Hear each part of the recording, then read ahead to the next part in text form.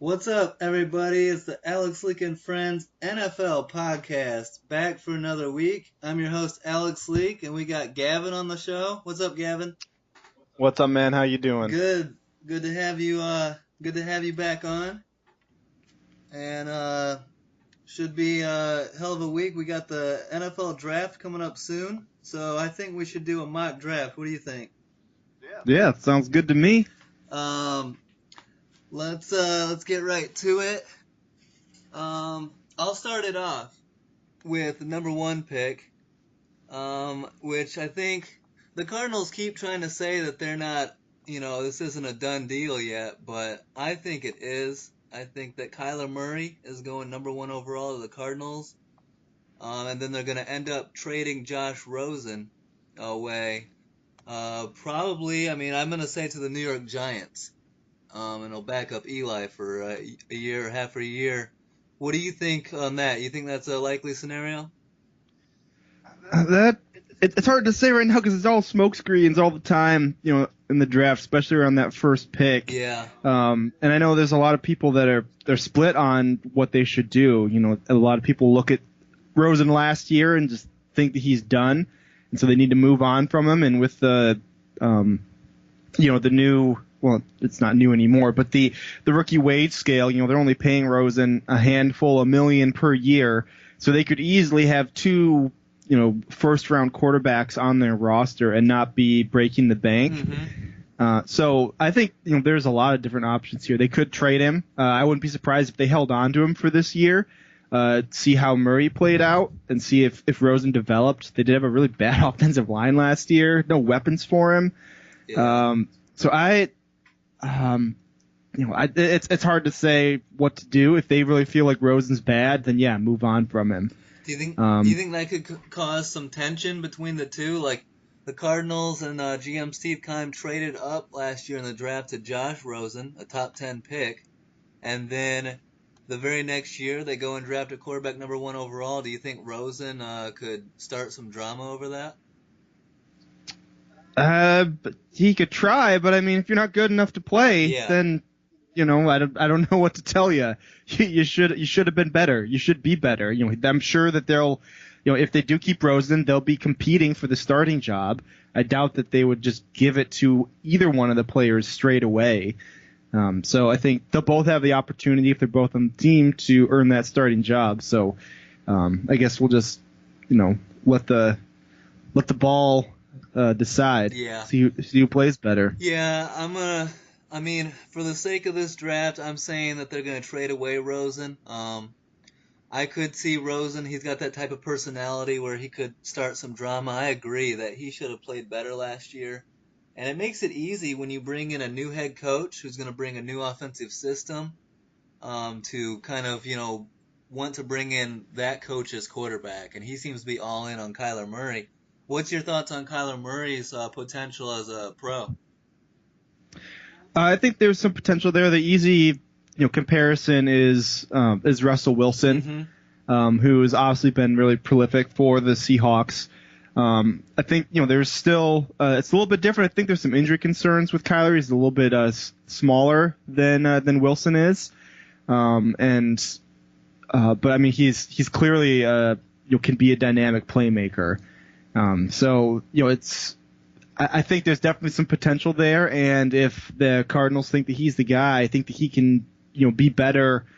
I'd say more than just a little bit better than Rosen. But if he can be significantly better than Rosen, then that needs to be the pick here, because you're hoping you're not in the position to pick a top tier quarterback in the next 10 drafts. Yeah, exactly. And whoever your franchise quarterback is, you got to be all in on him. You got to have 100% faith in him. And if they don't have that in Rosen, then it's a smart move to get somebody else. So that's my first round pick, Kyler Murray to the Cardinals, and a Josh Rosen trade to the Giants, where he would compete for the starting spot with Eli Manning there. What's your second pick? All right, for the number 2 pick, we got the 49ers here, and I'm going to go with Nick Bosa, the defensive end out of Ohio State. Right. It's pretty close between him and Quinnen Williams from Alabama, the defensive tackle, but I think that the there's going to be a little bit more. There's more upside, I think, with Bosa. He's got the pedigree. His dad wasn't an amazing player, but he was a player in the NFL, and his brother obviously is a stud. So I like Bosa. They need a little bit more help on the defensive end side. I know they just signed D Ford.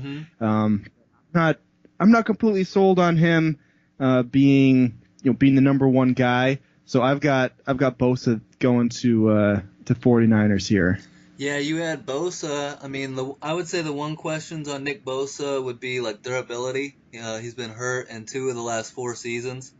So that's really the only question mark. You look at what his brother's done already in the NFL, and you're like, if he's anywhere near what his brother is, he's going to be a stud. And they'll add that, if they do draft Bosa, they would add that to D Ford, like you said, and DeForest Buckner, who I believe he was drafted recently. So. Yeah, I think he's been playing for 3 or 4 years now. Okay. So he's a really young guy. They've invested a lot of money in their defensive line over the last few years. Because they got DeForest Buckner, Eric Armstead, Solomon Thomas. All those guys are first round picks over the last 4 years. I want to say 4 or 5 years. Yeah. So they've invested a lot of money in their defensive line. But I really think that Buckner, out of those guys, he's the only one that's really turned into a full-time starter. So I think, and that's why also another reason we went with Bosa is those guys are more interior than exterior, and so Bosa allows them to get a little bit more help on the outside. Okay. Yeah, I agree with that pick. I think that's where the Niners should go there. With the third pick, the New York Jets, I have them selecting defensive tackle Quinnen Williams out of Alabama. There's some debate between Quinnen Williams and Josh Allen here at 3 for the Jets. But if I'm the Jets, I'm going Quinnen Williams. It seems like a Jets pick. And they were 26th against the run last year. So that's something they need to shore up. And I've heard some people say that Quinnen Williams' college tape has been, better than like Aaron Donald's. So some very high praise for him. You think the Jets should go Quinnen Williams at 3? Yeah, I think so. There's a lot of draft commentators that think he's actually the best player in the draft. I think just because of position that he plays is why he drops down to 3. And we've seen the Jets do this before, even when they had Sheldon Richardson and Muhammad Wilkerson on their roster. They still drafted Leonard Williams out of USC. Even though they had a lot of depth and quality players at the position, they still went with best pick available. Yeah, I think you're right. Josh Allen is in play here because they don't really have a dynamic edge rusher on their team. But I think that Quinnen Williams is he seems like a surefire, blue chip, 10, 12-year starter. So it's going to be difficult for them to pass up on him. Yeah, I agree. Let's go to the 4th pick. Who you got the Oakland Raiders taking? Josh Allen. Nice. Speaking of him, they don't really have much of a pass rush as we saw last year after they foolishly traded away Khalil Mack for some reason. So now they're going to spend a first-round pick and try and replace that. Now Josh Allen, Khalil Mack replacement. Josh Allen should be a home run pick. I mean, he should be a sure thing. He's got a lot of hype coming in, and hopefully he can replace Khalil Mack. This is a big draft for Mike Mayock, the new Raiders GM. He's under a lot of pressure to get these picks right. Gruden was saying, like, I took a lot of heat for getting these 3 first-round picks, so you better not screw it up. Yeah, absolutely. Yeah, they're a franchise that is definitely in rebuilding mode. They traded away a handful of players, and they've got 2 new extra first-round picks, to show for it. Unfortunately for them, they did not end up being as early in the draft as they had expected. I think that the success of the Bears and the Cowboys, especially the Cowboys, after the trades were made, was a surprise to that organization, and I'm not sure they would have traded them away knowing they're going to be having those in the mid-late 20s rather than in the the middle or early part of the draft. Yeah, absolutely.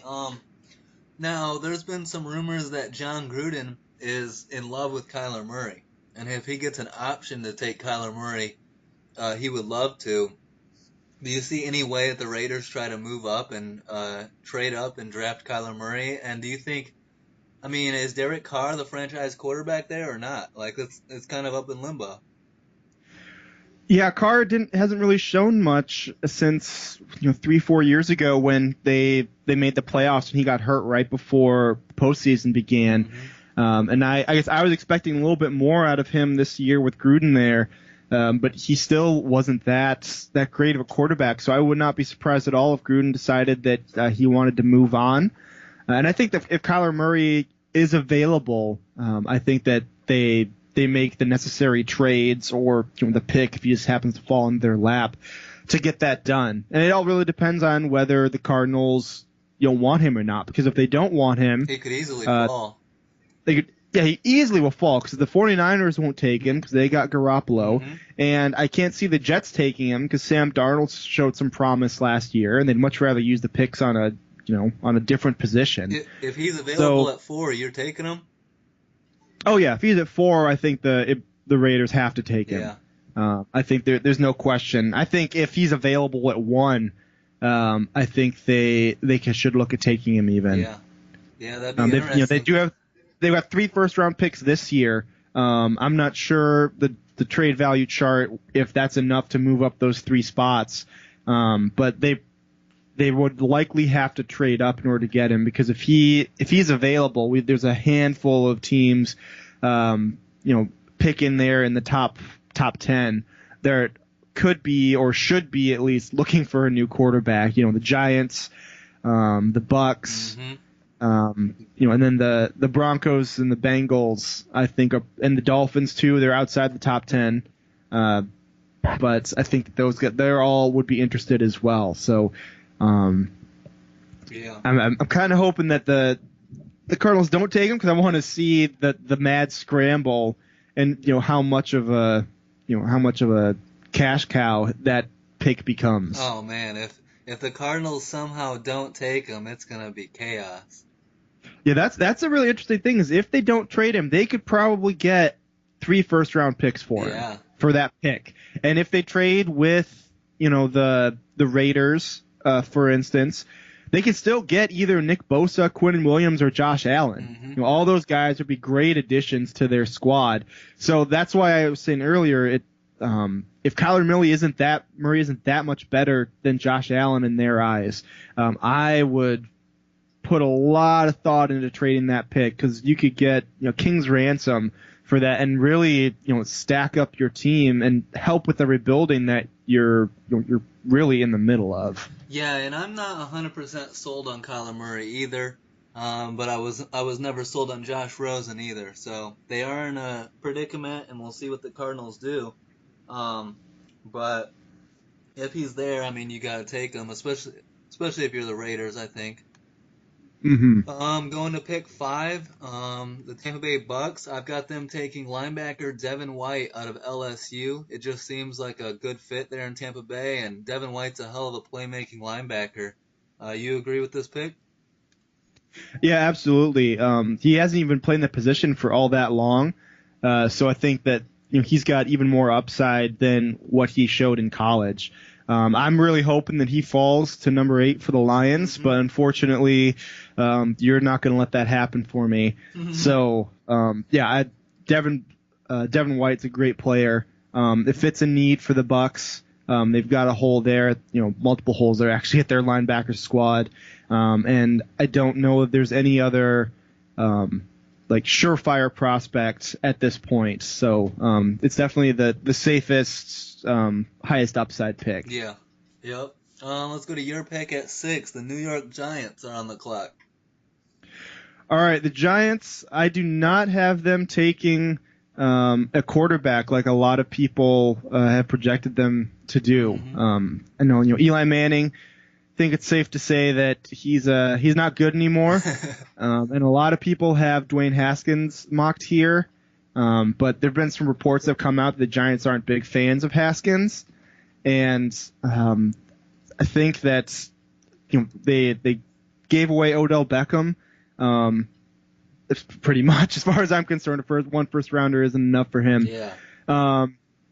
So if they were planning on taking a young quarterback, I don't know why they would get rid of, a great weapon that could help in their development and be a good safety blanket for them. So I don't think that they're going to take a quarterback this year. So I have them taking Rashawn Gary. No, sorry, not Rashawn Gary. I have them taking Ed Oliver, the defensive tackle out of Houston. Okay. He's extremely productive player.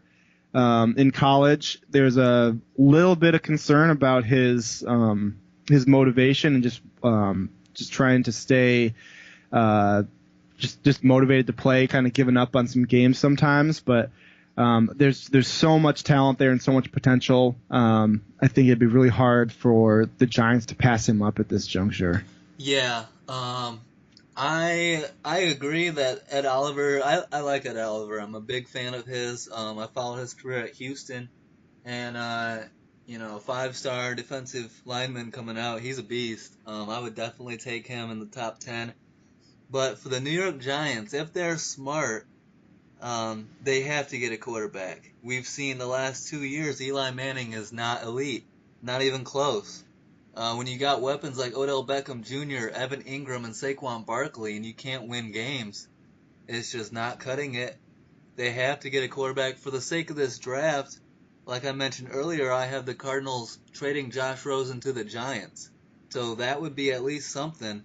Bring in Josh Rosen, have him compete with Eli. Even if he doesn't start week 1, maybe you plug Josh Rosen in, week 8 or week 10 and, see what the young guy can do. It's got to be a better option than, Geno Smith or whoever they had before. Or Kyle Lauletta last year, I believe. So they have to get a quarterback. If they don't trade for Josh Rosen here at pick 6, they are completely stupid if they don't draft Dwayne Haskins, who in my opinion is the best quarterback in the draft. If they don't like him, which I've heard, then get somebody else. But if you're the New York Giants, you have to get a quarterback. Uh, you have to get either Josh Rosen or somebody to compete with Eli. You agree with that? Yeah, I think there's definitely some options. Rosen being one of them. Trading down is always an option. We're not doing any trades in our mock this time, so so it's I think the Giants are in a great position to trade down, especially with Haskins and Locke being available still at this point. People are always willing to overpay for quarterbacks. One of the reasons why I didn't send Haskins to New York because I don't think that he would be a great fit for them right now. I think that Haskins is going to need to have a pretty good offensive line in order to be productive. He needs a little bit more time to be able to stay secured in the pocket than someone like Kyler Murray, who's able to scramble and keep the play alive and make plays downfield. And I just don't think the Giants are in a position to do that right now. Their offensive line is not one that will be able to give him the protection that he needs. They don't have. They got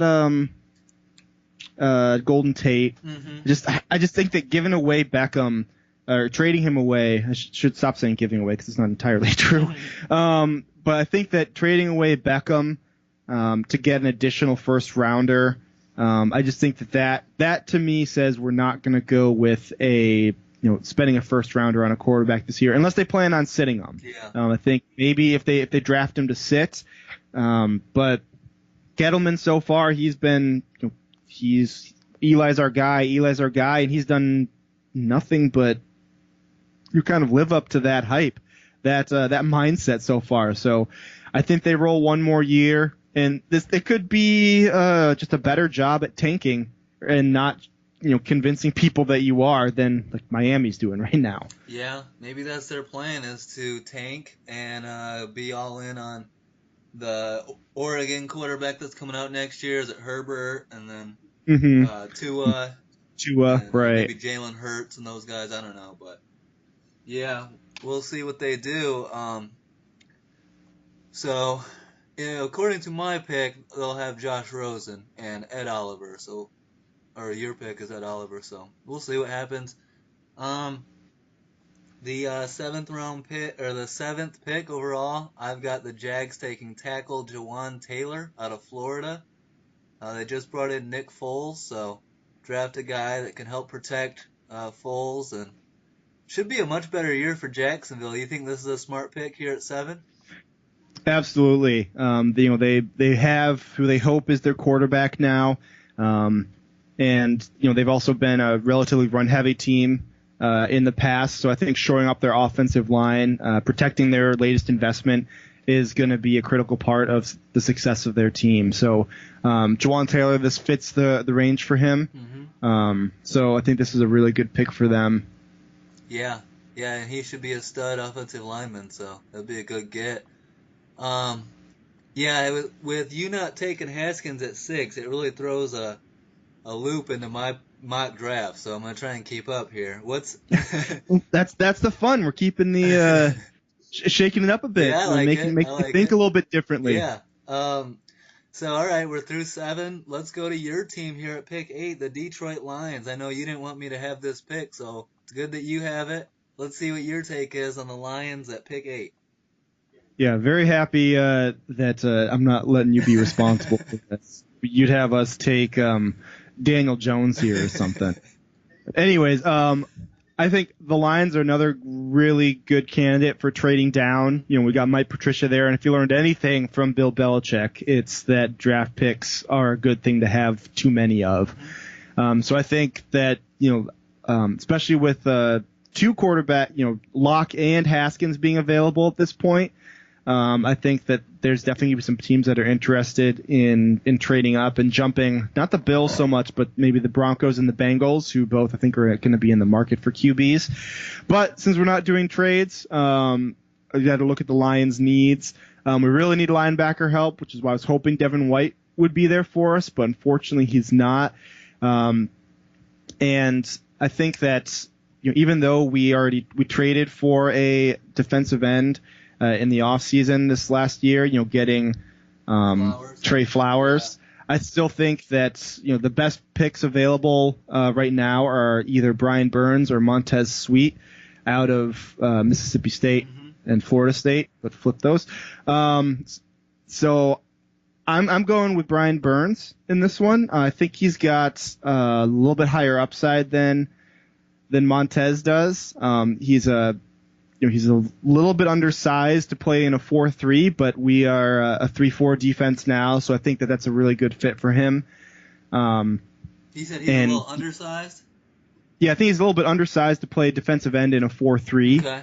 But since we play a 3-4 in Detroit, I think that makes sense for us, so he'll play outside linebacker for us. Yeah, I agree with that. I think he is a little undersized. In my opinion, I have Montez Sweat a little bit above him.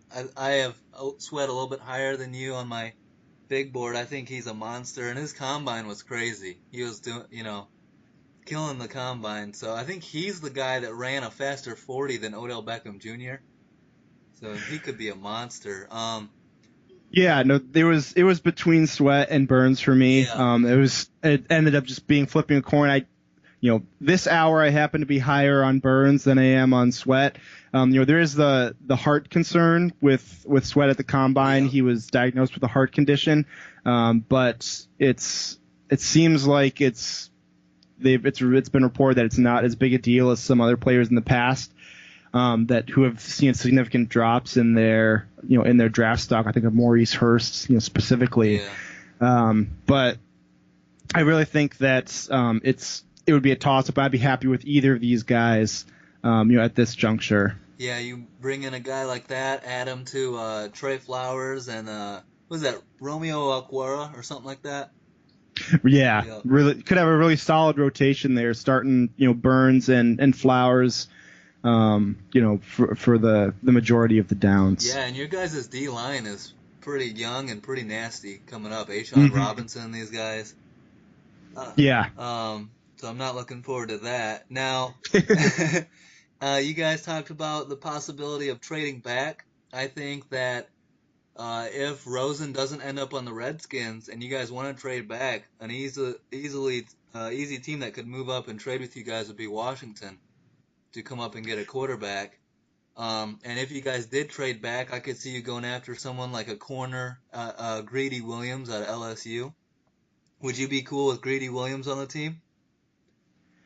Yeah, definitely. Cornerback, we need some more help opposite of Darius Slay. We signed a couple guys this offseason, Justin Coleman, but he's a little bit more of a slot guy. And then we also brought in Rashawn Melvin, who's been productive when he's healthy, but that's been the problem is that he just hasn't been healthy for the majority of his career.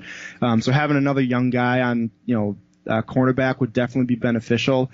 Yeah, if we're trading back a little bit farther, I could definitely see us even looking at, maybe some more weapons for Stafford. Either looking at T.J. Hawkinson out of Iowa, or DK Metcalf or AJ Brown out of Ole Miss. If we're trading back into the mid late teens, I think all those guys would be in play for our team. And now I've been saying this for a little bit, and I know that you're going to disagree with me here. My upset pick at number 8 for the Lions is quarterback Drew Lock. I know it's probably a little bit out there, but I think there's a chance the Lions draft a quarterback for the future here pretty soon. Not necessarily that Stafford sucks or anything, just it's a new regime. It's a new head coach. The GM was the one that signed Stafford to the deal, but I don't know. These teams nowadays, they really enjoy the rookie deals on these quarterbacks, and you can build around them much better than the top of the line deals like Aaron Rodgers and Stafford and these guys are getting. But what do you think on that? Am I crazy? I think you're crazy because there's way too much money invested in Stafford. I think that the Lions are paying too much to spend a first round pick on another quarterback. I also don't think that any of the quarterbacks are worth draft. Especially at this juncture, I don't think any of the quarterbacks are worth drafting for even for the future. And I think that you can't even trade Stafford. His contract is much too big to trade to anyone. The Lions are stuck with him at this point, even if you were interested in moving on to someone else. So I think that the Lions are just in a position where they wouldn't be able to do that even if they wanted to. And I think that picking this high anyways, you may want to look at working within the window that you have with Stafford. I really don't think that he's that bad of a quarterback. I mean, there's a dozen starting quarterbacks in the league that I'm so happy we don't have, and would much rather have Stafford, even with the amount of money that we're paying him right now. I can agree with that. His contract right now, I mean, Russell Wilson just signed a $35 million a year, and Stafford's getting paid $29. And I know that Wilson's a significantly better quarterback, but if you can't come to terms with the fact that quarterbacks just get paid a shit ton of money, way more than anybody else, like I don't know what to tell you. Like that's just the reality. Joe Flacco is the highest paid quarterback for a while, and he's never been the best quarterback in the league. Yeah. So, but you can agree with me that we all saw that thing last year. The top 5 highest paid quarterbacks all missed the playoffs. Like it's getting more and more difficult to build around what the quarterback's going rate is. Yeah, I saw that, but there was a few of those instances where. Yes, they missed it, but like Rodgers, Kirk Cousins. Yeah. I mean, I don't know that. I don't know. That doesn't mean that much to me because every time a quarterback signs a new deal, they're going to be the highest paid quarterback. We've seen that with the last few QBs. There's a few instances like Andy Dalton. I don't think was the highest paid when he signed his new deal, but it was way too much money for Andy Dalton. Dak Prescott, he's looking probably at an extension coming up here soon. If he gets more than Russell Wilson, the Cowboys are idiots. Like there's no way. But he's gonna get paid close. Yeah. He's not gonna be that far off. Like if you think he's 75% the quarterback Russell Wilson is, he's gonna get 85% of Russell Wilson's money. Yeah. Like that's just how it is. I saw Stephen Jones said if the Cowboys re-sign him, it's gonna have to be a team-friendly deal. So you're already seeing these guys starting to say like, hey, we want to pay you, but it might not have to be as much as, you want or the going rate is. But we'll see. I agree with you for the most part there. Let's go to number 9 pick, the Buffalo Bills. I originally said Ed Oliver here, but you have him going to 6 for the Giants. That's who I would pick. If not Ed Oliver, I'm going defensive end Montez Sweat out of Mississippi State. I think he's a good fit in Buffalo. I think either way they're going defensive line there. You agree? Yeah, I agree. Definitely fits a need for them. And like I was saying before with the Lions pick, I was on the fence between Sweat and Burns. So one of the reasons I didn't pick Sweat is if he's 6'6", and he's not. So I feel like he's maybe a little bit too tall. Like I feel like you can be too tall to play that position. Yeah. I think that he needs to put on a little bit more weight as well for that being that height. But he is really good with his hands, though, which definitely helps with the height discretion. So I've like good pick for them. You can always use more defensive end help. There really isn't a situation where you can't use more pass rushers. We saw the Giants win a Super Bowl with three solid ends being able to put pressure on Brady. So that's something that the Bills are going to have to do twice a game for. Who knows how many more years that guy's going to play. Yeah. But getting after Brady, getting after Darnold, and whoever ends up quarterbacking for the Dolphins, that's a great pick by the Bills. Yeah, and we'll see if that's what they do. Let's go to pick number 10. You have the Denver Broncos here. Yeah, the Denver Broncos, they got Joe Flacco in there, and I have them picking T.J. Hawkinson, the tight end out of Iowa. Right. This guy is just an absolute beast of a player. Like he's an excellent blocker, which is great for the Broncos. They've been running the ball a little bit more. Philip Lindsay was great for them this last year. He's a great blocker, but he's also a good receiver too. He's not the fastest or the most agile, but he's a really athletic tight end that's a great blocker. And that's something that Gronkowski was not known for, but he was actually a really good blocker. Mm-hmm. And I think, you're looking at maybe, a Gronkowski type of player here. You're looking at 6'4", 250 plus pounds. He's a big guy, can be a great over the middle threat for Joe Flacco and whoever ends up being the quarterback in the future for the Broncos. So that's why I had them picking him. I think he's a really good threat, and he could fall. I think he could go anywhere from here. I don't think he makes it past, out of the teens though. Yeah, I agree. I think Hawkins has been compared to Gronk, like you said. He's a beast, great blocking tight end, pretty good, all around tight end. He's gonna go high. I would say, from what I've heard, Elway has been all in on Drew Lock, and he likes these big quarterbacks. And I don't think that Flacco I don't think they're very confident in Flacco. So if I'm Denver, they don't really have a decent backup. If I'm Denver, I would be it'd be hard for me not to take Drew Lock here at pick 10 as your insurance for Joe Flacco. And you saw last year Flacco didn't finish the whole season. Lamar Jackson came in and replaced him. So I think you need to have insurance here. And if I'm Denver, I would draft Drew Lock. Do you have anything against Drew Lock here?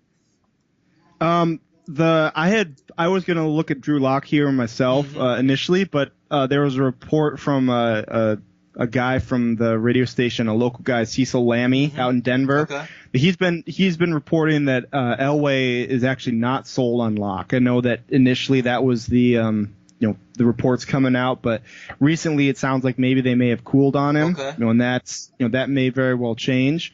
But that's the reason why I did not go with Lock, because I completely agree with you. I think that they know that Flacco's not the guy for the future. They brought him in just as a temporary, a fill-in, maybe a bridge quarterback. And I think Lock definitely could be the pick here. I think that looking to the future is definitely a smart move for them. But I just don't think that he's going to be the guy there just because of the beat reporters, which maybe I'm just falling for the smoke screen, but I guess I feel like they should have the inside scoop. Man, nowadays you never know. But right going into the draft, you don't know what's smoke screen, you don't know what's real. It's Mm-hmm.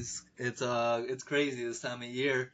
Um, yeah, I agree, and we'll see what Denver does there. Hawkinson is a no doubter, talent, very highly talented tight end, the best tight end available in the draft. Um, my pick at 11, the Cincinnati Bengals. I have them taking quarterback Dwayne Haskins since he's still available. Like I said before, I think he's the best available quarterback in the draft. Your prototypical pocket passing quarterback. He had a hell of a year last year, threw for 50 touchdowns in the NCAA at Ohio State. Tore up the best defense in football at the time was Michigan. Just railed them in that game. So, if you're Cincy, maybe you're looking at, getting a replacement for Andy Dalton, and maybe you look at Dwayne Haskins here if he's available. Do you like this pick, or what do you think on Haskins versus Dalton? I love this pick. I think this is great for the Bengals. Haskins, Dalton is not he's not the answer. Yeah. We've known that for a while now. But it's time for the Bengals to move on. They've got a new regime. Like you said before, often when you get new regimes, you see new quarterbacks come in. And so this totally makes sense. Dalton's still on contract for another couple years, and that actually I think would work out really perfectly for Haskins. He's still relatively raw and inexperienced. For a start, he played well in college, but I think that the speed of the NFL might be a little bit too much for him at this point. Mm-hmm. So you've still got Dalton on contract for a couple years. So you do what they did with Carson Palmer. You have him sit for a year, play behind a veteran, learn a little bit, and then next year have him play, have him go in. You've got some good weapons there for him, and Joe Mixon and AJ Green. So I think that this could be a great fit for Haskins. He can sit for a little while, but also go to a regime that's supposed to be a little bit more offensive friendly, and hopefully will work with his skill set rather than trying to make him fit in theirs. Yeah, hopefully the Bengals are smart enough to do that and look towards the future. I had Haskins falling a little bit further earlier, but I just can't let it happen. I can't let Haskins fall that far. I'm high on him, so hopefully the Bengals are smart and put Haskins in a spot where he can succeed. Let's go to pick 12, where you have the Green Bay Packers. Who's their pick? I have them going with Cody Ford, right. The guard tackle out of Oklahoma. Nice. I think they got to keep Rodgers upright. They got to give him some protection. They did sign Billy Turner this last offseason, but I think they still need a little bit more help on their offensive line in order to give him the protection that he needs as he gets a little bit older. You have to assume he's going to get a little bit less mobile. And so bringing in a guy like Cody Ford, you're adding some versatility and a quality player to keep your Hall of Fame quarterback protected. I like this pick. Just a reminder for some of those that may have forgotten, the last time we saw Aaron Rodgers on the football field, he was knocked out of the game with a concussion against the Lions the last week of the year. So, offensive line is definitely a need. So bring in a guy like Cody Ford, help protect your franchise quarterback, and the new regime there in Green Bay hopefully have a better year than the last two. So I like that pick a lot. Originally I had DK Metcalf going here, but this might be the smarter pick, and I'm fine with it. Keep DK out of the division. Now at pick 13, I have the Miami Dolphins, and I have them taking defensive end out of Michigan, Rashawn Gary. Now some of you are gonna say, how the hell did Gary fall this far? It's a loaded draft, and I don't know. He didn't make the top 10, but I think if the Dolphins get him at 13, that's a hell of a draft for them. You like it? Yeah, I think this is a good pick for them. Like you said before, this is a really heavy draft as far as defensive linemen go. Mm-hmm. I mean, if you look at our draft, we've got let's see, Bosa, Williams, Allen, Oliver, Burns, Sweat. Yeah. How many? We've got six guys in the top 12, all at the defensive line. Mm-hmm. And I think you can interchange quite a few of these. Yeah. Rashawn Gary, I think there's a ton of upside, but there's a lot of concerns with his lack of productivity in college. He's got the physical skill set to be able to dominate, but we just didn't see it happen all that much in Michigan compared to what you would expect from a guy with his measurables and his potential. So I think that's could be a reason why he could fall a little bit. That's the reason why I didn't choose to go with him for any of the picks that I made. But I think this is a great value pick for the Dolphins right here. He's got a ton of potential, and he fits a need for them as well. Yeah, yep. So we'll see if the Dolphins go there. And yeah, I agree with what you said that a lot of these defensive ends and D linemen are interchangeable. So just because we have Gary falling doesn't mean he's not a hell of a prospect. Yeah. At pick 14, you have the Atlanta Falcons. Where do you have them going here? I have them taking Christian Wilkins, the defensive tackle out of Clemson. All right.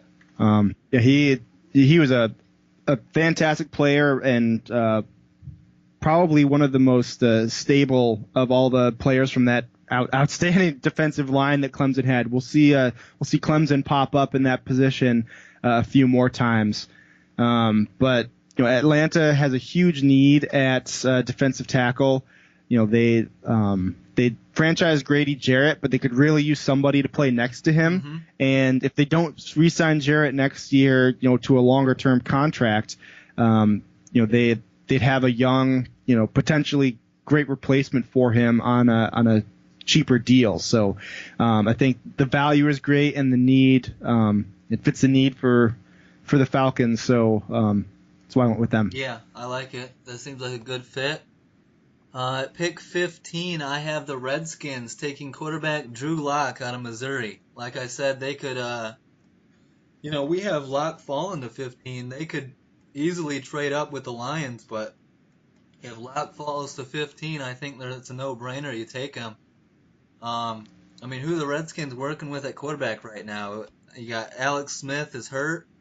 Is Case Keenum over there now?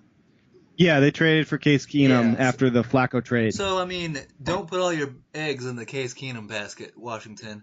Get somebody else. And I think Locke, I don't think he's the best quarterback available, but he's solid. And, I would say go for it if you can get him. What do you think there?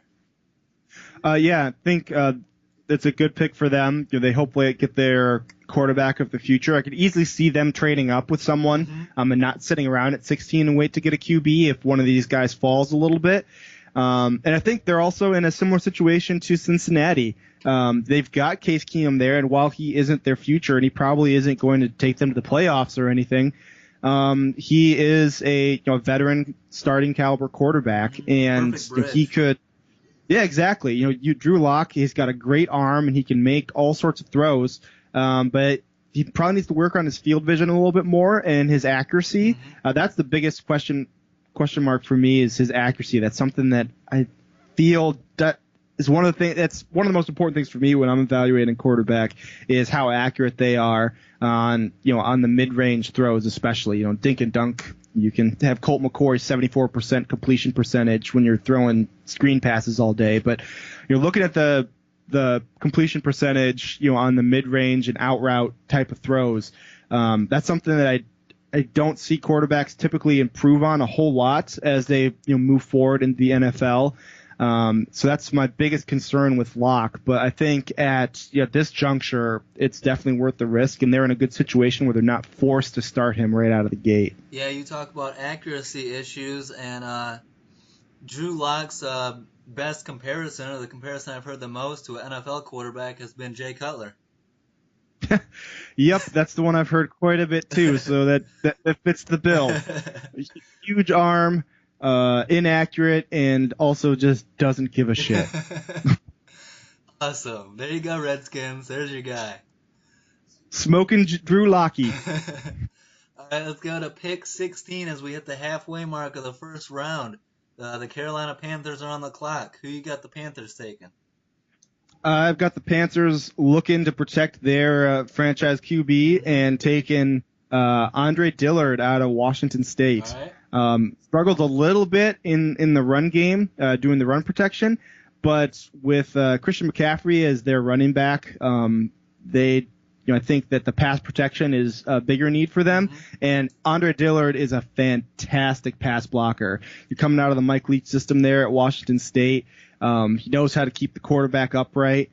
And I think that this is a great fit for the for the Panthers. Absolutely. The biggest thing the Panthers have to do going forward is protect Cam Newton at all costs.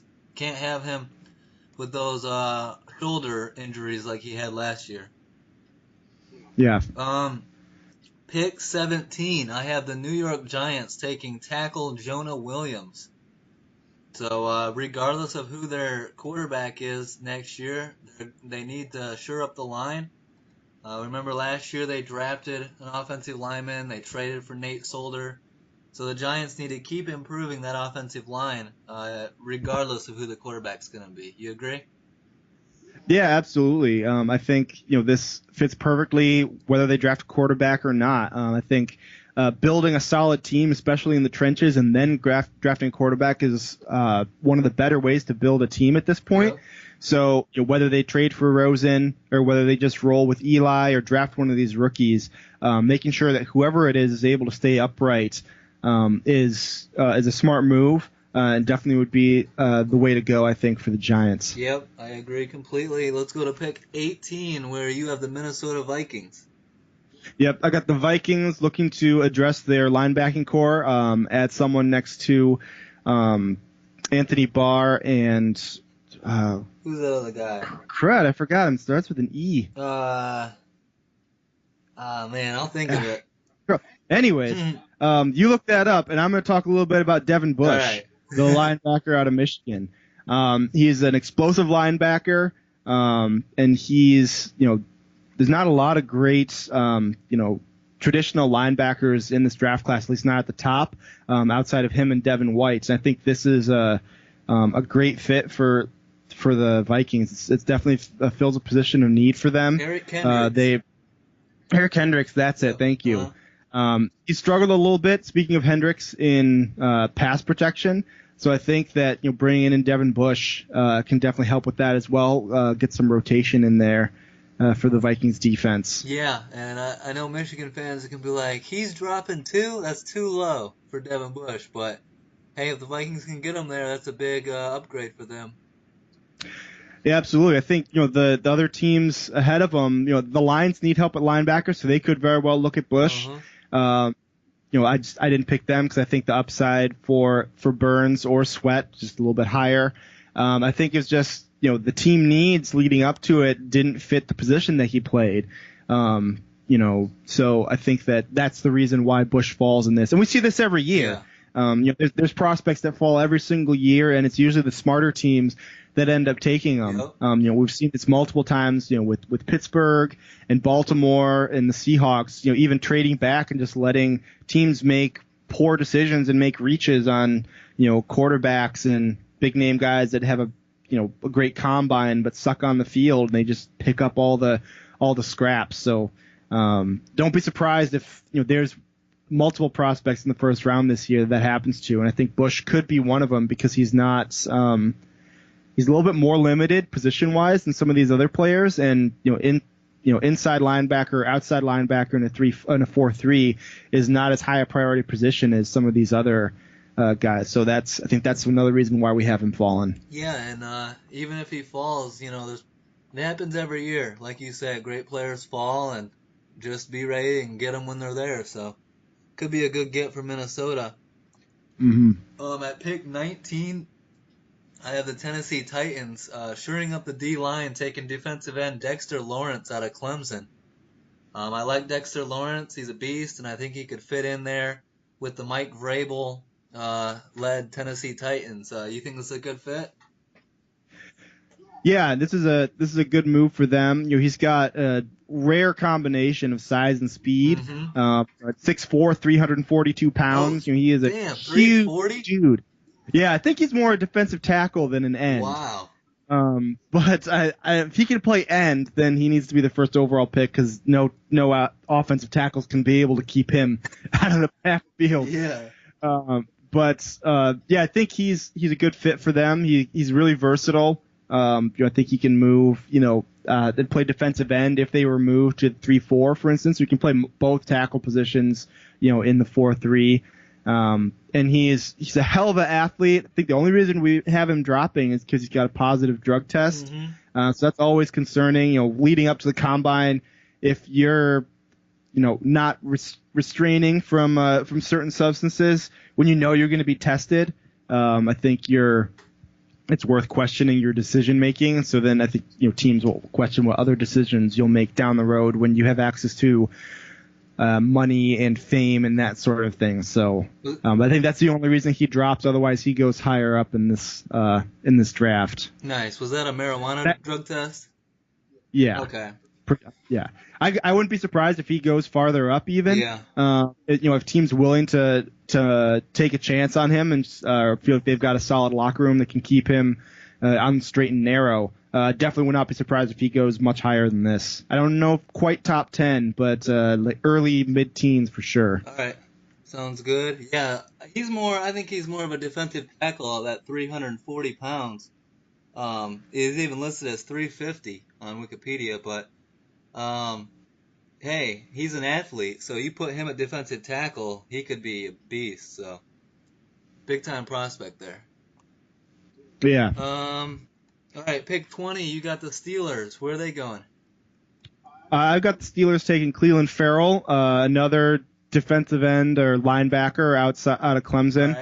All right. I think they could use some help across from T.J. Watt, help shore up their pass rush. So that this Clemson defensive line just is crazy. They've got they're gonna have 3 first rounders. Yeah, well that's Clemson, man. They're recruiting like crazy. Back to back. They've been in 3 of the last 4 national championships. Look out for Clemson, and you're seeing more and more big names in the draft coming out of Clemson. Yeah, I think this is a great value for the Steelers. That's who we're talking about right now. A great pick for the Steelers. They've got Lamar Jackson there now, and you got a new quarterback in Cincinnati. We're assuming, and Baker Mayfield. So they're gonna need to make sure that they can get to those guys. So I think this is a good fit for them. He fits their scheme, and he fits a need for them as well. Nice, I like it. Yeah, Steelers. Giving the Steelers more pass rushers, that's the last thing anybody wants to see, unless you're a Steelers fan.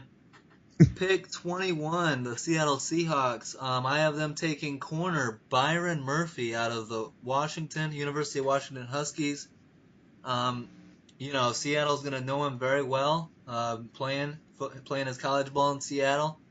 And I think that, you can get a little more out of, I like Greedy Williams a little bit more at corner, or DeAndre Baker, but I think Seattle's going to go with this guy because they know him. And he's a good corner himself, so he could be a real good fit there in Seattle as they continue to build that defense. They just got Russell Wilson locked down for a long-term deal as well, so good things in Seattle. You think this is a good pick for the Seahawks at corner? Yeah, I do think this is a good pick. He's only 21. He turned 21 in January, so he's still really young. Right. He's coming out as a redshirt sophomore.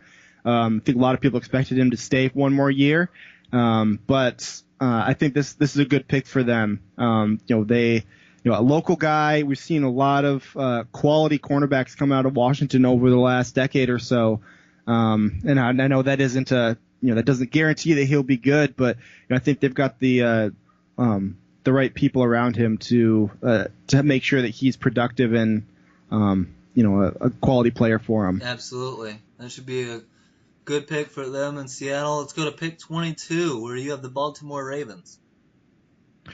Yeah, the Baltimore Ravens, I have them trying to find some help for their new quarterback and taking DK Metcalf out of Ole Miss. Monster. The Combine warrior, the star of the Combine for sure. Just a massive guy. 6'4", 230 pounds, 4.3 speed. Yeah. Just a crazy mismatch. and that sounds like, well, why haven't the Raiders taken him? Yeah. Well, first of all, Al Davis is dead. That's the first reason. But I think there's still some concerns about him. His route tree was not very deep. Right. At Ole Miss, he ran a lot of go routes. A lot of deep ball, which makes sense. 6'4", 228, big dude. But I think that's a little concerning. One trick pony might be a stretch, but he looks a little stiff in the hips when he's coming off of his breaks. So I think at this point he's relatively limited to go routes and slants, which I did see a write up on him, and they were talking about how Calvin Johnson, who's a comp for him, just given the size and the speed, he ran goes and slant routes for a large majority of his passing routes, and I don't think anyone would ever say that Calvin Johnson was not a productive receiver. Absolutely. I also think DK's got some concentration issues as well. You see him miss some really easy catches, short catches. He's looking to make a play before he's caught the ball. Yeah. He's one of those that he'll make like the unbelievable DeAndre Hopkins catch, but then he'll drop the one that hits him in the hands. Yeah, absolutely. I mean, once he gets the ball in his hands in the open field, yeah, he is a mismatched nightmare. I mean, you're watching his tape. No one guards him on the line. They don't try and bump him off the line. Everyone gives him 5 yards because you're not going to be able to bump the guy, and then he's just going to fly past you. Yeah. So which is great for those slant routes and the some quick digs. Oh man, watch his touchdown in the Alabama game. He puts a corner on the floor. It's insane. Yeah. But then you watch him other times, and he's just not as fluid. Coming off the line, it's relatively predictable. But he's a freak athlete and a ton of potential. So this fits a great need for Baltimore, because I couldn't even tell you who their receivers are right now. Yeah. And being a deep threat, that fits in perfectly with Lamar Jackson's skill set. Yeah, I'm very high on DK Metcalf. I don't know how he fell to 22 on our draft. I mean, it's my fault, 'cause I could have drafted him a lot earlier, but in my own big board, I had him going 12 to the Packers. I hope that doesn't happen, because I don't want to see him in the North. I think this guy's a monster. He's drawn comparisons to Megatron, Calvin Johnson, and Julio Jones. We already talked about the size and the speed. I know his route tree is limited, but to me, man, I'm sending him on a go route every time, and I'm just throwing the ball up. I have the feeling they're going to have some coaches throwing the challenge flag to review pass interference on those a lot on DK Metcalf. Yeah, for sure. He could go to any number of players. I mean, I think even as early as the Bills, he'd be a great fit for Allen there. Yeah. Catching those deep balls. The Packers, the Redskins, if they can't get a quarterback. Carolina, the Giants, even Pittsburgh. What if replacement. You guys gave Matthew Stafford a guy like DK Metcalf? We could see some 5,000 yards or some crazy stuff. Yeah, but I've got him falling to 22 for a reason, so I would not be happy. But I'd love to be proven wrong if they do take him. Well, if they trade back, maybe it'll be an option. Yeah. Let's go pick 23. I have the Houston Texans taking guard Garrett Bradbury. We all saw Deshaun Watson dealing with some rib injuries last year. You got to keep that dude healthy. And so I think this is a good pick for the Texans. Sure up that line. You like this pick? Yeah, absolutely. You're keeping Watson protected has to be their number one priority going into this draft. When the guy can't fly on a plane, you know that he's not getting the help that he needs. I like this pick. He's a versatile guy. He could probably play either guard or center in the league. Mm-hmm. It's a little bit smaller, but that helps with his athleticism. He's very quick. Right. So I do like this pick for them. Really, any offensive lineman is going to be the right choice. Yeah, definitely. They're talented on the other positions: wide receiver, running back, defense. So I think that's a good pick. Let's go to pick 24, where you have another Raiders pick here in the first round. Yeah, and I've got them going with the defense again, and this time got them looking at Greedy Williams, the cornerback out of LSU. Yeah. Their defense is definitely the weakest part of their game, and so they've already addressed the the defensive line, picking up Josh Allen in the first. And linebackers, they signed Brandon Marshall and Vontaze Burfict this offseason. They got LaMarcus Joyner at safety, so they've definitely been focusing on the defense, and so I think they're going to do that again with this pick.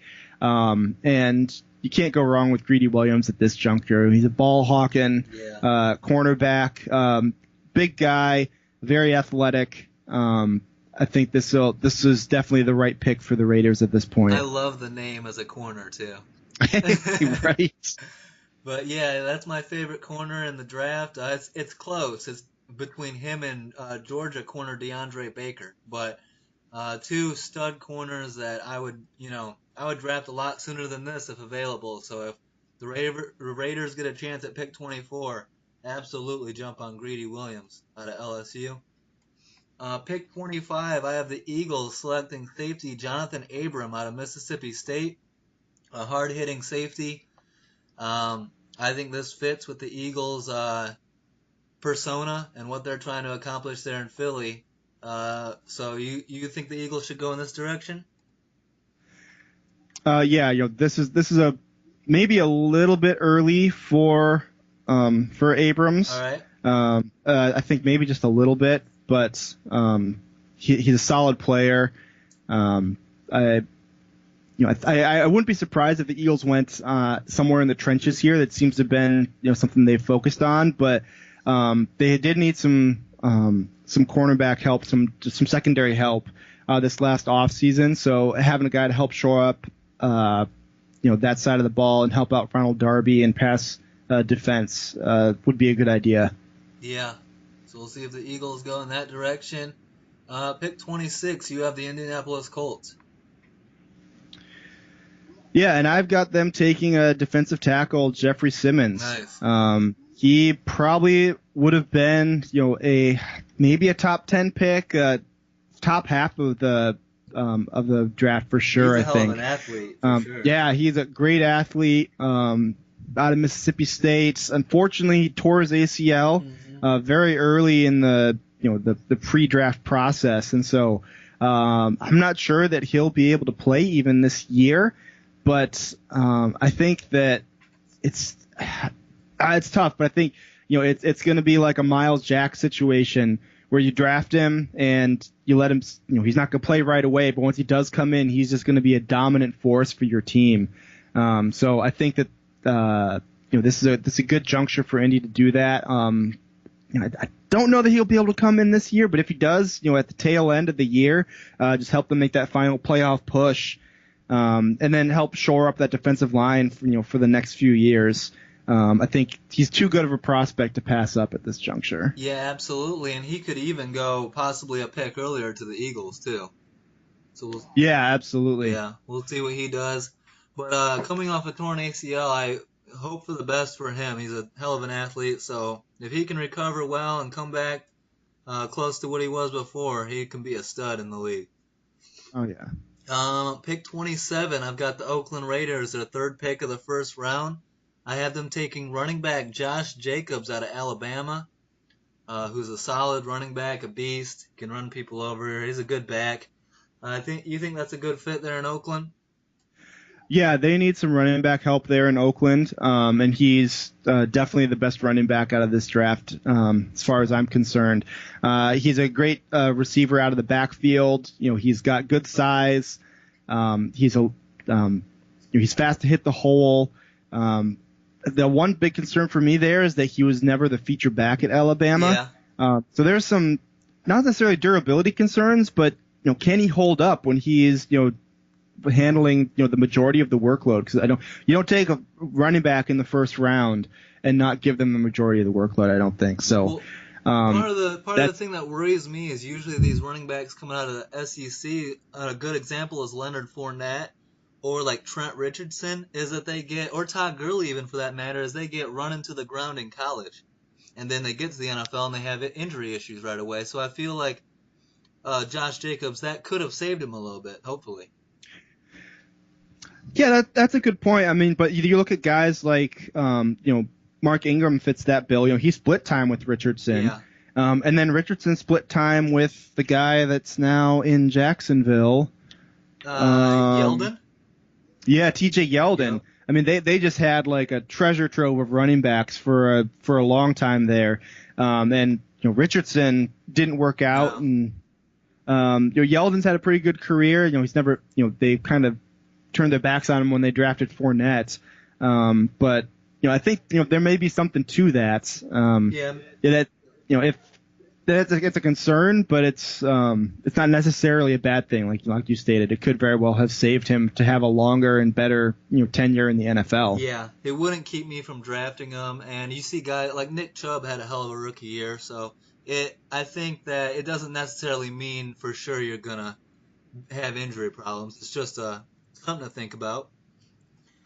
Let's go pick 28, where you got the Chargers. Yeah, and I got the Chargers looking at Greg Little, the tackle out of Ole Miss. All right. They're needing to make sure they got proper protection for Phillip Rivers. He gets a little bit older. They're making their last little stretch for them with Rivers there. I think that if they're not going to look at drafting for the future, they need to look at draft and protect the guy that they have. So I think that finding another tackle for their line is what they should do, and Greg Little fits that bill at this juncture. Yeah, I could definitely see that. And speaking of Phillip Rivers and going forward, I heard former Charger All-Pro linebacker Sean Merriman was saying that he believes the Chargers could be interested in trading for Josh Rosen.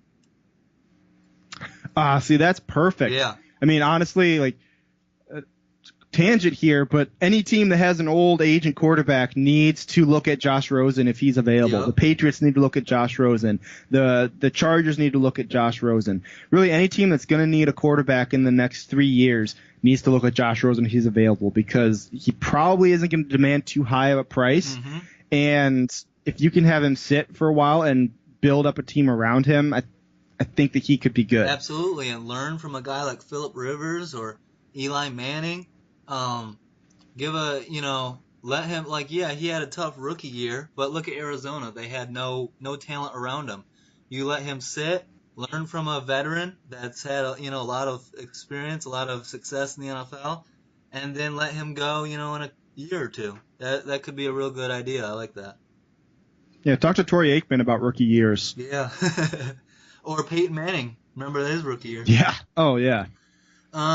Pick 29, the Kansas City Chiefs. I have them taking safety Nazir Adderley out of Delaware. I know they got Tyrann Mathieu, but they lost Eric Berry. Is this a appropriate pick for the Chiefs here? You like this? I think secondary is definitely where they should look. I personally would have gone with a cornerback. DeAndre Baker probably would have been my pick here. Yeah, and he easily could. Yeah, but I think you're definitely in the right vein. They lost Steven Nelson this last year, and he was by far their best corner. And even with Nelson there, they struggled in pass protection. And with the losses of Dee Ford and Justin Houston, I think that they're not even going to be getting to the quarterback as quickly as before. So having quality corners or quality secondary, I guess, is definitely a need. So, signing Tyrann Mathieu, definitely good, but adding someone next to him that can be a solid starter wouldn't be a bad move. Nice. Yeah, I agree. We'll see what the Chiefs do there. Let's go to pick 30, where you have the Green Bay Packers. And speaking of DeAndre Baker, I have them taking DeAndre Baker. I think that they did spend 2 picks on cornerbacks last year, their first 2 picks. But I still think that they could use a little bit of extra help. They're facing Kirk Cousins and Matthew Stafford, and I guess you can talk about Mitch Trubisky, I guess. 10. So they've got solid quarterbacks in their division, and with the league just moving more and more towards a pass-based offenses, I think that making sure that you're able to defend against the opposing teams definitely makes the most sense. Yeah, And I think I think this is also a really good value here at this point. DeAndre Baker could easily have gone in the teens, so to get him at the back end of the first round is great value for the Packers. Absolutely, and you made a real good point. The Chiefs could easily take DeAndre Baker there at 29 too, and Baker could easily go earlier too. Like we have him fallen, but his talent is worthy of a higher pick. And hopefully Green Bay doesn't get him because I don't want to see that. Right. All right, pick 31 of the Rams. I have them addressing the offensive line and taking guard Eric McCoy out of Texas A&M to help shore up the offensive line. And do you think that's a good pick for the Rams? Yeah, definitely. They lost Roger Saffold this offseason to the Titans, and Jonathan Sullivan was not at his best this last year. So I think you can look at filling in for Saffold and maybe down the road sliding over and replacing Sullivan, or even letting them switch earlier, so that they can keep Goff and Gurley, giving them the protection that they're needing. We saw how they played when Gurley was out, and so if a team's able to shut them down with poor run blocking, I think that that's something they want to try and avoid. So definitely helping keep their two offensive weapons upright and making holes for them should be their highest priority. Absolutely. And let's go to pick 32, the last pick of the first round, the New England Patriots, the defending Super Bowl champs. What do they need to address? I think that their biggest need at this point is replacing the biggest loss that they had this offseason, which is Rob Gronkowski. Yep. We saw him and how effective he was, in the playoffs and the Super Bowl even. But we saw Brady struggle a little bit when in the games where Gronkowski was injured. So I have them taking Noah Fant, the other tight end out of Iowa. I'm sure they would much rather get T.J. Hawkinson, but I don't think they're going to be willing to spend the draft capital to move up to get him. Yeah. But Noah Fant is a solid tight end too. Yeah, he's not as good a blocker as Hawkinson is, I don't think, and so, not as good as Gronkowski, but I think he's a really good receiving weapon, and could be a great safety blanket for Brady. Once he gains his trust in the middle of the season. Yeah, absolutely, and I'm sure that Josh McDaniels and Bill Belichick will find a way to use Noah Fant to the best of his abilities there in New England. So, even if he's not a great run blocker, but all right, well that's the first round. Looks pretty good. I can't wait for the draft. What are you most excited about this draft? I'm most excited about the Bears not having a pick until the end of the third round. Maybe we'll trade up. Yeah. We need to do something. Yeah, I didn't even get to talk about my Bears. Yeah, it's interesting because there's 4 teams that don't have first round picks, due to trades. Chicago gave theirs up for Mac. I think that was the right move. Yeah. Cleveland gave theirs up for Odell Beckham. Mm-hmm. That was the right move. Dallas gave theirs up for Amari Cooper, which I think probably was the right move. New Orleans giving theirs up to Green Bay, though. I think that's easily the biggest question mark out of all the first round picks that were traded away last year. Yeah, that's interesting. Yeah, I think that it's gonna be a hell of a draft. I'm really interested to see what happens with the quarterbacks, because in my mind there could be 3 quarterbacks that could go top 10, and in our mock draft we have only one, and that's the number 1 pick, who I'm not even told on. So I know a lot of people are really high on Kyler Murray, but I'm kind of taking the wait and see approach there with Cliff Kingsbury. How much do you know about Cliff Kingsbury? You think Murray fits that system? I don't know all that much about him. It's like all I know is that he wasn't that successful as a coach. Yeah. Usually, like, if you're going to bring a coach in out of college, you're going for a big name. You're going for someone like Nick Saban or Jim Harbaugh or Urban Meyer. But they go with a guy like Cliff Kingsbury, who, has he really earned it? Yeah, there's a big question mark there. And the other thing for me is they brought him in knowing they were going to have the first overall pick. Mm-hmm. So if Murray doesn't fit into his system, why? And they want to take Murray, why would you hire a guy that isn't going to fit with the quarterback that you plan on taking? Yeah, exactly. That's another reason why I'm not 100% sold that Murray is going to be the first overall pick. Okay. Because I just think that I'm just not sure there's a great fit there. But I can't say that I've researched that enough, so I don't know for sure. But you think he would have a better chance for success in Oakland under Gruden? I think he might have better success there just because they have better weapons. Yeah. If nothing else, and they've got a younger team that if they were able to take Kyler Murray and somehow keep at least one of their other first round picks, they'd have a really solid foundation, I think, for building their new quarterback up. Yeah. Imagine the hype. You get Kyler Murray in Oakland, and then you're moving to Vegas.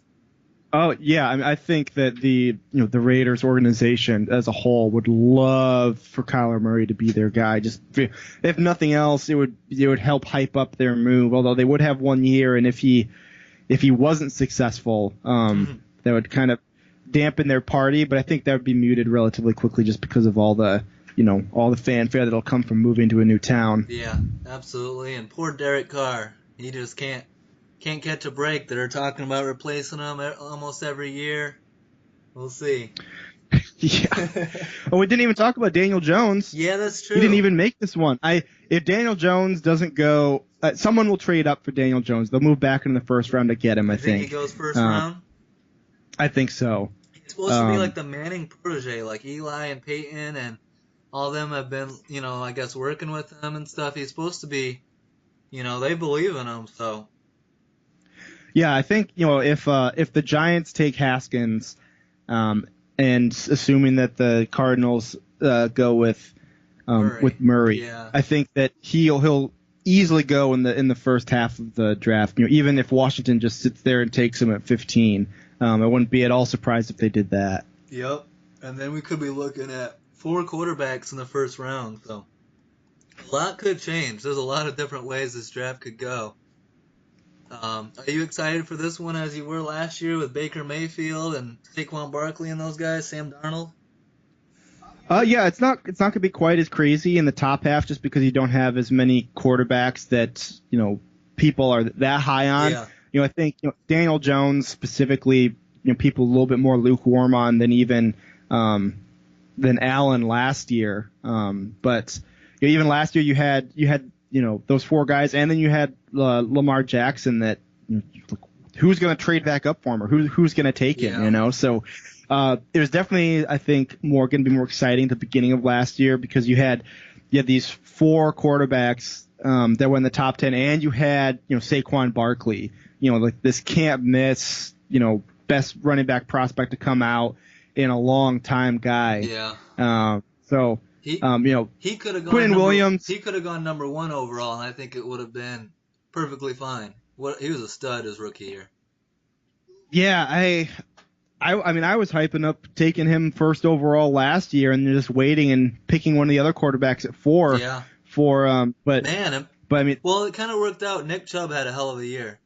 Yeah, absolutely. And Denzel Ward was a fantastic corner for him last year too. So I think they turned out all right. But I was also not as high on Baker as how he actually turned out. So one more question before we get out of here. This was a hell of a podcast. Good mock draft. The Browns. We haven't really talked about the Browns loading up on Odell Beckham Jr. to go with all that talent. But now they put the keys to the offense in Freddie Kitchens. And with Baker and Nick Chubb and all those guys, you think Freddie Kitchens is the right move? Like, is he the head coach that's going to get the most out of the Browns? I mean, we saw him have a lot of success with their offense last year. Yeah. So it's, I think that's the right move. Would you have thought of like Mike McCarthy? No. No. No. I mean, part of the reasons that one of the biggest things against Mike McCarthy is that he wasn't willing to change his offense. Yeah, very basic. Yeah, and I would you're working in a new age where you need to be able to adapt to your player rather than trying to get your player to adapt to you. And Baker Mayfield is not like a quarterback that he's ever worked with before. Yeah. So when you're looking, we have the first overall pick, and you're planning on taking a quarterback. I think that having a coach that's is stagnant really is not the right move. I mean, look at Jeff Fisher in St. Louis at the time, now L.A. A young quarterback and a stagnant offense doesn't go well. Yeah, and look at the difference between them and when McVay showed up. Now McVay is touted as an offensive genius at this point, and he hasn't really proven us wrong, but so there's obviously a difference there. But I think that was the right move for them, going with Kitchens, promoting him up from being their offensive coordinator last year. But it doesn't always work out. I mean, look at Dirk Cutter in Tampa Bay. The exact reason why they got rid of Lovie Smith was because Dirk Cutter was going to go get a head coaching job somewhere else if they let him go. Yeah. So instead, they opted to cut or fire Lovie Smith, who has been a successful coach in the NFL for a long time, just so they could promote their offensive coordinator, and that did not work out at all. Yeah. So it's not a for sure thing. Yeah. But I think that it was a good move by them. Freddie Kitchens already worked with Mayfield. Yeah, there's a comfortability there with the young quarterback. Yes, some comfortability. Yep. Yeah, I like it. Or we'll see if it works out. I think that Brown fans are hoping for a lot more out of Baker than Tampa got out of Jameis Winston so far. So absolutely, big prove it year for the Browns. The hype train is here. There's no more going 500, and that's a success. The pressure's on in Cleveland. You got to be contending in the division. So can't wait for the draft. Looking forward to it. Thanks for coming on, Gavin. This was a good mock draft. Good job. Yeah, man. Thanks for having me. Yep. So, all right, guys. Thanks for listening. Don't forget to subscribe, like, or leave a comment. And have a great week, guys. Peace out.